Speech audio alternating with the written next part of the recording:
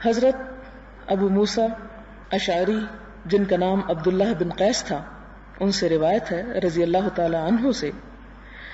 کہ رسول اللہ صلی اللہ علیہ وسلم سے ایسے آدمی کے متعلق پوچھا گیا جو بہادری کے لیے جہاد کرے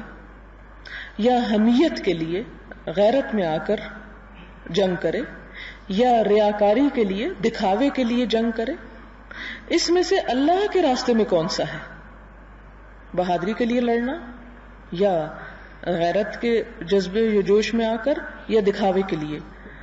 آپ صلی اللہ علیہ وسلم نے فرمایا من قاتل لتکون کلمۃ اللہ ہی العلیٰ، کہ جو اللہ کا بول بالا کرنے کے لیے، اللہ کے دین کا، کلمۃ اللہ سے مراد اللہ کا کلمہ بلند کرنے کے لیے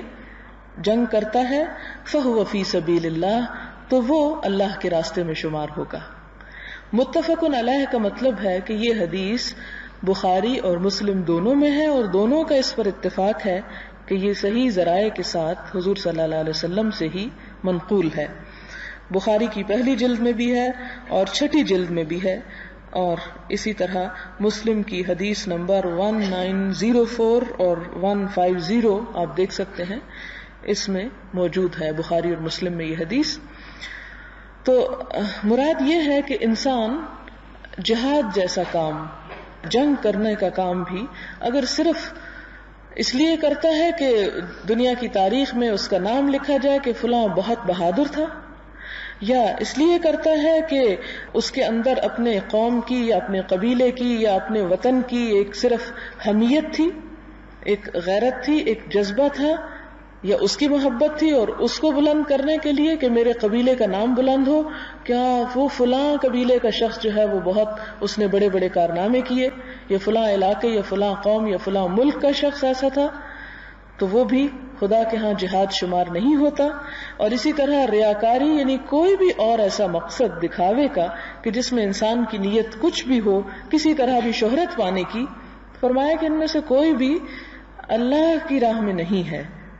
جب ان سے پوچھا گیا کہ ای ذالک فی سبیل اللہ، ان میں سے اللہ کی راہ میں کون سا شمار ہوگا، آپ نے فرمایا اللہ کی راہ میں صرف وہ شمار ہوگا کہ جس جہاد کے پیچھے نقطہ نظر یہ ہو کہ اللہ کا دین بلند ہو۔ جیسا کہ اقبال کا شاید شعر ہے کہ نہ مال غنیمت نہ کشور کشائی،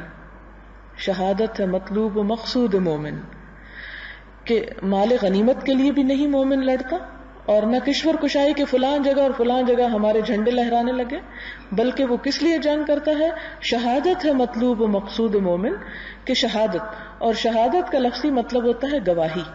اگر وہ زندہ ہے جب بھی گواہی دے رہا ہے کہ میں اللہ کا بندہ ہوں اور اس کے پیغام کو میں ہر پیغام پر اونچا دیکھنا چاہتا ہوں، اس کی مرضی کو ہر مرضی سے مقدم دیکھنا چاہتا ہوں، اس لیے میں لڑ رہا ہوں،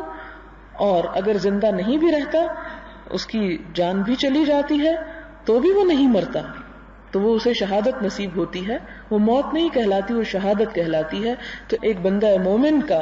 جہاد کے بارے میں نقطہ نظر صرف یہ ہوتا ہے، اور اللہ کے ہاں بھی وہی قابل قبول ہے۔